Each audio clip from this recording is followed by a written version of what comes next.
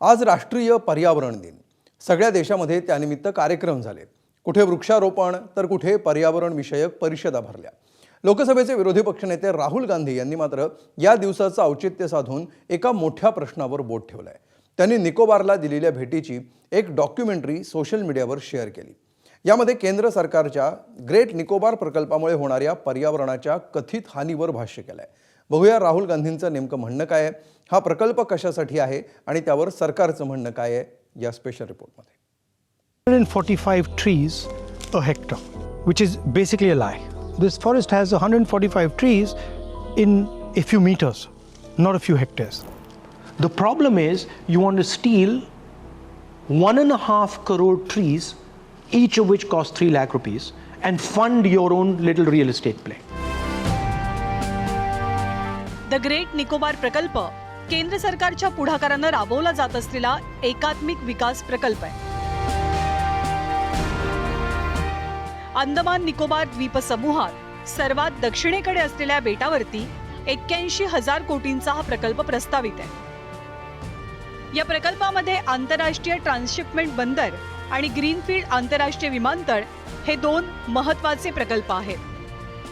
शिवाय या प्रकल्पांमध्ये लागणाऱ्या मनुष्यबळासाठी नव्या शहरांची निर्मिती केली जाणार आहे। वीज प्रकल्पासह अन्य पायाभूत सुविधा निर्माण केल्या जातील। बेटावरती पर्यटन वाढीसाठी या प्रकल्पातनं विशेष तरतूद केली जाणार आहे। हे बंदर देशातलं सर्वात मोठं लॉजिस्टिक हब म्हणून विकसित करण्याचा केंद्राचा मानस आहे। मात्र या प्रकल्पाला अनेक पर्यावरण प्रेमींनी विरोध केलेला असून त्यामुळे निसर्गाची अपरिमित हानी होईल असा दावा केलाय। प्रामुख्याने जंगलतोडीमुळे होणारं नुकसान, जैवविविधतेला असलेला धोका पर्यावरणवाद्यांनी अधोरेखित केला। शिवाय या द्वीपसमूहावरती शतकानुशतकं राहत असलेल्या आदिवासींच्या जीवनशैलीवर हा अखेरचा आघात ठरेल असंही म्हटलं जातंय। हा प्रकल्प आखताना तिथल्या आदिवासी समाजाला विश्वासात घेतलं नसल्याचा आरोप विरोधकांचा आहे। ग्रेट निकोबार प्रकल्पातील काही बंदर आणि पायाभूत सुविधांच्या उभारणीत अदानी समूहाचा सहभाग आहे।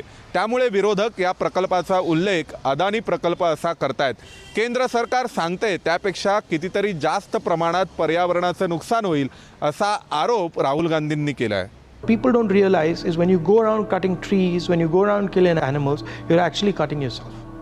And you might not see the consequences of this immediately, but you will see the consequences of it 10 years, 15 years, 20 years later.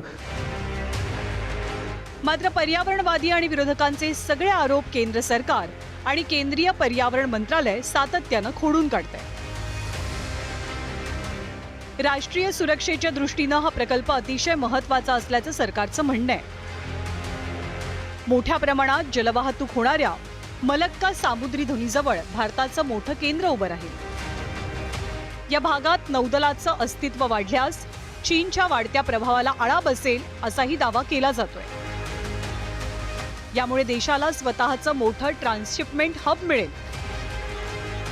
त्यामुळे सिंगापूर आणि कोलंबोवरती असलेलं अवलंबित्व कमी होऊन रोजगार आणि गुंतवणूक वाढेल असा सुद्धा दावा केंद्र सरकारचा आहे। दी ग्रेट निकोबार प्रकल्पाचं पर्यावरणीय प्रभाव मूल्यांकन करण्यात आलं असून मोठ्या प्रमाणावर हरित क्षेत्र राखलं जाईल असं केंद्र सरकारनं म्हटलंय। पर्यावरणाचं संरक्षण करण्यासाठी उपाययोजना करण्याची हमीही केंद्र सरकारनं दिली आहे।